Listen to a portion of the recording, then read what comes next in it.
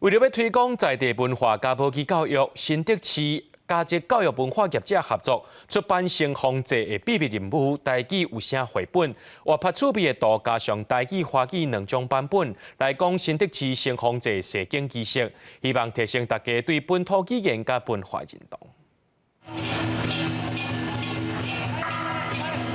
热烈滚滚的顶头表演，这是今年旧历7月半新竹城隍爷盛景活动。为着让更加多人来明白在地庙会文化，新竹市特别邀请教育文化业者设计台语加华语的城隍祭秘密任务绘本。那新竹都城隍庙有着非常丰富的知识面向，我们选择了习俗文化领域中的第三点玩星空祭作为故事主轴。那相较新竹都城隍庙的其他知识，我想这个活动对于儿童来说熟悉度是比较高的。对于住在城隍庙周边的学童来说，热闹的绕境活动更是生活记忆的一环。民众只要利用手机扫绘本顶面的 QR code， 就当听到台语发音的小解。逐档的夜城隍拢是农历7月办的哦。像咱咧孝大安呢，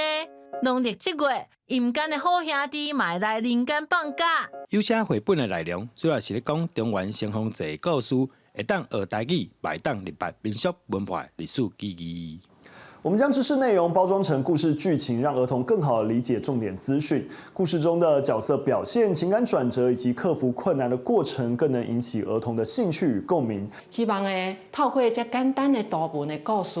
让咱的囡仔会使熟悉得参中原城隍祭的在地文化，也提升因对本土语言甲文化的认同感。新竹市文化局指出，城隍祭秘密任务绘本。目前除了在新竹市的图书馆看会